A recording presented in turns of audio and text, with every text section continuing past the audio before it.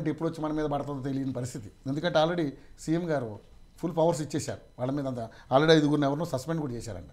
So నిజంగానే వాళ్ళని suspend చేయడం దీనికి కరెక్ట్ ఉపశమనం అంటారా, లేకపోతే వాళ్ళు నొక్కిందంతా రాబట్టడం దీనికి కరెక్ట్ అంటారు? ఎందుకంటే వాళ్ళ వల్ల చాలా డ్యామేజ్ జరిగింది. అక్రమ కట్టడానికి ఫుల్ పర్మిషన్లు ఇచ్చారు, కట్టారు, ఇప్పుడు కూల్ చేస్తున్నారు. సో ఏంటి నిజంగానే ఇప్పుడున్నటువంటి పరిస్థితులు చూస్తుంటే హైడ్రా మీద మీకున్నటువంటి అవగాహన ఏంటి? ముందుగా రవి ప్యానల్ మిత్రులకు వీక్షకులకు నమస్కారాలు. ఇప్పుడు హైడ్రా అంటే రవి, హైడ్రా అనేది కొత్తగా ఏదో పెట్టింది కాదు, ఆల్రెడీ డిజాస్టర్ మేనేజ్మెంట్ హెచ్ఎండి అది మన జిహెచ్ఎంసీలో ఒక పార్ట్ ఉన్నది, అది బుద్ధ భవన్లో ఎప్పటి నుంచి ఉన్నది. దాంట్లోనే కొద్దిగా రీమాడిఫై చేసేసి కొత్త పేరు పెట్టి జీవో వేయడం, పవర్స్ డెలిగేట్ చేయడం జరిగింది. ఇక్కడ మొట్టమొదట ఈ ఎంక్రోచ్మెంట్స్కు విధ్వంసం జరగడానికి కారణం రెవెన్యూ డిపార్ట్మెంట్ విధ్వంసం జరిగింది. రెవెన్యూ డిపార్ట్మెంట్ విధ్వంసం చేసారు. 78లో చెన్నారెడ్డి ఒక వతందారం తీసేసిండు.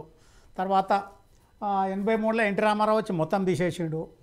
అదే ఎన్టీ రామారావు 85లో మొత్తం తాలూకాలు తీసేసి మండలు పెట్టిండు. మండలి ఒక్కొక్క మండలికి ఒక్కొక్కటి అంటే వాడు ఎక్కడ పోయేద్దలో ఎక్కడ ఉండేదో ఏమైతే తెలియదు కదా. కలెక్టివ్ ఫోర్స్ ఉంటే అది వేరుంటుంది. ఆ రకంగా ఏదైతుందో దాని మీద విధ్వంసం అయిపోయిన తర్వాత ఈ కేసీఆర్ గత ప్రభుత్వం వచ్చిన తర్వాత విఆర్ఓలను తీసేసిండు, విలేజ్ సర్వెంట్స్ని కూడా తీసేసిండు. ఇంకేముంటుంది, గ్రామం ఒక యూనిట్, గ్రామ పరిపాలన, గ్రామంలో 39 రికార్డులు ఉంటాయి. విలేజ్ ఆఫీసర్ మెయింటైన్ చేయాల్సింది. ప్రతి even boundary stones, missing boundary stones, ఏ నెంబర్లు ఎక్కడ రాళ్ళు తప్పిపోయిన రిజిస్టర్ కూడా ఉంటుంది. జరియా సోర్స్ రిజిస్టర్ ఉంటుంది. చాలా పెద్ద లిస్ట్ గతంలో చెప్పినా కదా, 39 రికార్డులు మెయింటైన్ చేయాలి. ఎక్కడ ఉన్నది ఏం లేదు. ఇప్పుడు ప్రభుత్వ ప్రతినిధి ఎవరున్నారు గ్రామంలో? రెవెన్యూ పరంగా రెవెన్యూ ప్రొటెక్షన్ చేయాలంటే, పబ్లిక్ ప్రాపర్టీస్ ప్రొటెక్ట్ చేయాలంటే గ్రామ పరిపాలన అధికారి ఉండాలి. అది కూడా ఎవడో మళ్ళీ ఇక్కడికి వెళ్ళి అక్కడ షిఫ్టింగ్ సిస్టమ్ పెట్టకూడదు. ఆ కాలంలో అంతా బుర్ర లేకుండా పనిచేయలేదు వాళ్ళు, చాలా ఆలోచించే చేశారు. ఇప్పుడు బిఫోర్ క్రైస్ట్ ఏమన్నా అజంతా ఎల్లోరా కట్టిన సందర్భాలని అంటే మన వాళ్ళు ఎంత తెలివి కలవాళ్ళు. ఎప్పుడు 1200 ఏళ్ళ కింద ఏది మన బేలూరు చెన్నకేశ్వర స్వామి టెంపుల్ కానీ మన ఏది ఖజురావు టెంపుల్స్ కానీ కట్టినంటే ఆ కాలం పేపర్ పెన్ లేదు కదా. అన్ని విధాలు ఆలోచన చేసారు. ఇక్కడ ఏదైతే ఉందో, ఇక్కడ హైడ్రాకు ఇవ్వడం ఏదైతే ఉందో, రంగనాథ్ గారికి ఫుల్ పవర్స్ ఇచ్చి లాంగ్ టైమ్ పెట్టాలి అక్కడ. గతంలో లక్ష్మీ ప్రసాద్ది హెచ్ఎండిఎల్ ఆమె 7 ఏళ్ళు చేసింది. ఆమె చేసినప్పుడే ఈ కేబీఆర్ పార్క్ చుట్టూ రేడియల్ రోడ్డు ఆమె చేసింది. అది అంతకుముందు లింక్ లేదు, మన్ను లేదు. అది ఆమె పీరియడ్లో చంద్రబాబు నాయుడు 7 ఏళ్ళు ఫ్రీడమ్ ఇచ్చింది ఆమెకు. ఇష్టారాజ్యం డెవలప్మెంట్ చేసింది ఆమె బ్రహ్మాండంగా. ఇష్టారాజ్యం అంటే దుర్వినియోగం కాదు, సద్వినియోగం చేసింది. ఎందుకంటే లాంగ్ టెన్యూర్లో మనిషికి కమాండ్ వస్తుంది. ఇక్కడ దీనికంటే మొదలు ఎంక్రోచ్మెంట్ యాక్ట్ 1905 ఉన్నది. ఏదైతే encroachment act, eviction of encroachment act ఉన్నది. పబ్లిక్ ప్రెమిసెస్, ప్రభుత్వ ఆస్తుల మీదకి వెళ్ళి కాల్ చేయడానికి కూడా అది ఎప్పుడో ఉన్నది. తర్వాత ల్యాండ్ గ్రాబింగ్ యాక్ట్ పెట్టి 1982లో ల్యాండ్ గ్రాబింగ్ కోడ్స్ ఉండే, అవి ఇప్పుడు వచ్చిన తర్వాత ఎందుకు తీసేసారు? అవన్నీ అయిపోయిన తర్వాత ఇప్పుడు ల్యాండ్ గ్రాబింగ్ యాక్ట్ లేదా? ఇప్పుడు యాక్ట్ ఎక్కడ మొత్తం కోటే బీకేసారు, చట్టం పరిధే లేదు కదా. ల్యాండ్ గ్రాబింగ్ యాక్ట్లో మొత్తం గవర్నమెంట్ ల్యాండ్స్ ఎవడెవడనేది ప్రాసిక్యూషన్ ప్రొసీజర్ ఉండే, అవన్నీ తీసేసారు. అన్నీ అయిపోయింది. అది అక్కడ నుంచి విధ్వంసం. మళ్ళా ఇప్పుడు ఎప్పుడైతే డిపార్ట్మెంట్ డిస్ట్రాక్ట్ అయిందో మొత్తం అంతా కూడా ఎక్కడెక్కడ అంటే వెళ్ళేపులే 1, 2, 3, 4 స్టాఫ్ వచ్చిన కాడ ఎక్కడన్నా ఉరుకుతాడు వాడు. ఒక తాలూకా ఉంది అంటే ఒక టీం ఉంటుంది, ఒక కమిటీ ఉంటుంది, బ్రహ్మాండంగా చేయగలుగుతారు. అటువంటిది పక్కకు పెట్టేసి ఏం లేదు. ఇంకొకటి ఏంటంటే ఇక్కడ దౌర్భాగ్యం ఏమైందంటే, పట్టా భూములు కొనడం అమ్మడం దాంట్లో 1971 దాకా తహసీల్దారు పర్మిషన్ ఇచ్చే పరిస్థితి ఉండే. 71 మన దగ్గర. ఇప్పుడు సిస్టమ్ తమిళనాడులో, మన ఏది కర్ణాటకలో ఉంది, మహారాష్ట్రలో ఉంది, యూపీలో ఉంది. అగ్రికల్చర్ ల్యాండ్ కొనాలంటే ఎవడు పడితే లేపులే అందరు కొనలేరు. అయితే తహసీల్దార్ పర్మిషన్ ఉంటే ఇది అడ్డం వస్తుందని చెప్పేసి సమైక్యాంధ్ర రాగానే ఆ చట్టాన్ని తుంగలు దొక్కేసి రిపీల్ చేశారు. అక్కడికి వెళ్ళి ఏమైంది, ఇష్టారాజ్యం రిజిస్టర్ చేసుకోవచ్చు, అదే అయిపోయింది. ఇంకొకటి ఏంటంటే, చాలా మట్టుకు ఈ చెరువులల్లో కుంటలల్లో పట్టా భూములు ఎందుకు ఇచ్చారంటే, నీళ్ళు ఒక పంట ఒక సీజన్ వర్షాకాలం పోగానే నీళ్లు ఖాళీ అయితే మిగతా భూమి ఏదైతుందో ఏక్వస్లా తాబి అంటే సెకండ్ క్రాప్ వెట్టు కల్టివేట్ చేసుకునే ఆస్కారం ఉంది కాబట్టి పట్టా రైట్స్ వాళ్ళు పన్నులు కట్టి బాజాప్తా అప్పుడు ఓనర్షిప్ నిజాం జమాన్లా అప్పుడు జాగీర్దారుల జమాన్లో పట్టాలు తీసుకున్నారు అవి ఉన్నాయి. కాకపోతే nature of land use change చేయడానికి లేదు. ఇప్పుడు దుర్గం చెరువు సరౌండింగ్ కావూరు హిల్స్ కానీ నెక్టర్ గార్డెన్ కానీ ఇవన్నీ పట్టా భూములే కానీ శిఖంలా అటు అదేంది ఓన్లీ FTL పరిధిలో ఉంటాయి. దానిలో వ్యవసాయం మందమే పనిస్తుంది. అది పక్కకు పెట్టారు. ఈ కావూరు హిల్స్ ఎవరు కావూరు సాంబశివరావు వేసిండు, నెక్టర్ గార్డెన్ ఎవరు చేసారు అక్కడ మన అది ఆయన ఎవరు జగపతిరావు కొడుకు రవీందర్రావు చేసిండు. వీళ్ళందరూ ఏంటంటే బాగా చేసిరు కదా, వాళ్ళు తెలిసి చేసిరా తెలియక చేసిరా. ఇక్కడ ప్రథమ ముద్దాయిలు ఎవడు రిజిస్ట్రేషన్ డిపార్ట్మెంట్ వాని ఈ బలగొట్టాలి.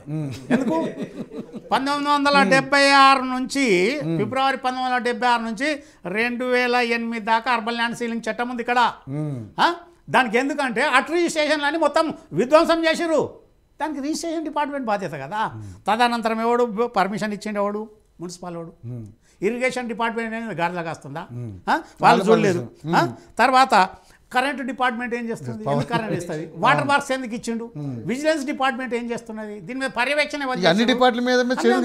అందరూ ఒకరికొకరు అందరూ నేను వాని మీద వీడు వీని మీద వాడు కాదు, లైన్ బట్టి అందరు నువ్వు కాల్చిందే. అక్కడ ఆ పీరియడ్లో గోల్స్ కట్ ఇంకా ఎప్పుడైతే గూగుల్ మ్యాప్ లా మనకు ఎప్పుడే ఎంక్రోచ్మెంట్ అయినా తెలుస్తుంది. మా మ్యాప్స్తో మనం చూడవచ్చు, శాటిలైట్ మ్యాప్స్తో ఆ రకంగా తీసుకురావాలి.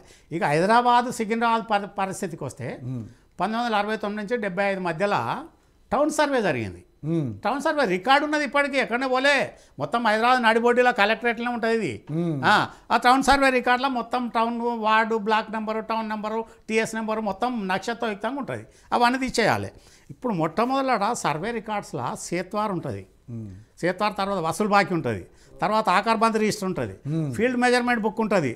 కాసరా కాదండి, కాసరా రెవెన్యూ అది నక్షా ఉంటుంది. నక్షా ఎట్లా మహారాష్ట్ర వాళ్ళు చేసారు, మన దొంగలు మనం ఇక్కడ మనం వంగలేని వాళ్ళం కదా, పని దొంగలం తెలంగాణ వాళ్ళంతా.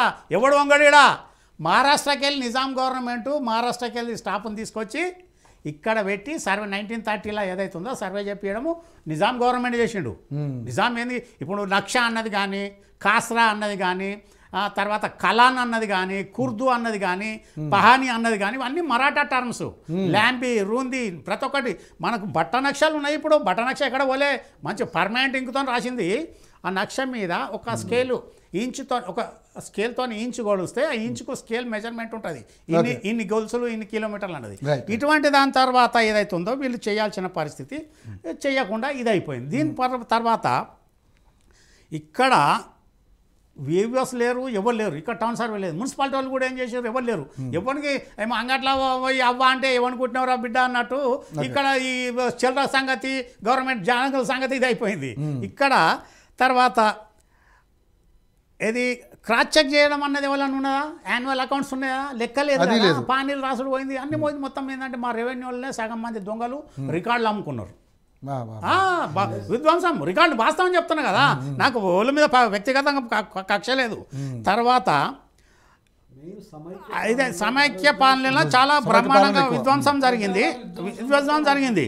ఇప్పుడు సుప్రీంకోర్టులో 100 జడ్జిమెంట్లు ఇచ్చింది. షికాస్తు కుంటలను కానీ చిల్డ్రన్ కానీ రిస్టోర్ చేయాలి. నేను చెప్పిన సుల్తాన్పూర్ ఉత్తరప్రదేశ్లో 7 అంతస్తుల బిల్డింగ్ల కాడికి వెళ్ళి కూలగొట్టడం జరిగింది. అవన్నీ చేయాల్సింది పక్కకు పెట్టేసి ఇప్పుడు ఇక్కడ వీళ్ళు ఏం చేయాలంటే వీళ్ళందరూ పబ్లిక్ లేచి ఒకసారి ఓ అంటే వరిగడ్డి మంట పెడితే కదా బర్రన మంట వేసినట్టు కాదు. దానికి ఒక రోడ్ మ్యాప్ వేసుకోవాలి, ప్లాన్ ఆఫ్ యాక్షన్ చేసుకోవాలి, డివిజన్ ఆఫ్ లేబర్ వాళ్ళు ఎక్కడ చేయాలి. ఇంకొకటి జిల్లాలకి వెళ్ళి వస్తున్నాయి కంప్లైంట్ అంటే ఆడున్న కలెక్టర్లు ఏం చేస్తున్నారు, ఆర్డీఓలు ఏం చేస్తున్నారు, తహసీల్దార్లు ఏం చేస్తున్నారు, వాళ్ళకు లేవా బాధ్యత? వాళ్ళు వచ్చి ఇక్కడ అడిగి IAS 10 కలెక్టర్లు పోయి 33 కలెక్టర్లు అయ్యారు. ఇంక 23 కలెక్టర్లు ఏం చేస్తున్నారు? ఇంకెంత మంచి పరిపాలన, ఇంకా ఎట్లా ఉండాలి? ఎక్కడ వచ్చింది, ఎక్కడ ఉన్నది, మనం జరుగుతుందా? ప్రతి ఒక్కడు ఎట్లా అయిపోయిందంటే ఫైల్ సంఖ్యలో పెట్టుకొని లీడర్ మినిస్టర్ MLA పిలవంగానే పోయే పరిస్థితికి వచ్చింది. అయితే ఇంకా కానీ ఇంకా కాలే. మళ్ళీ మీరు తర్వాత చెప్తారు కానీ, ఎందుకంటే మీతో చాలా ఇన్ఫర్మేషన్ ఉంది. సరే, ముఖ్యంగా చూసుకుంటే నాగన్న గారు ఎవరైతే మీ సాక్షాత్తు సీఎం రేవంత్ రెడ్డి గారు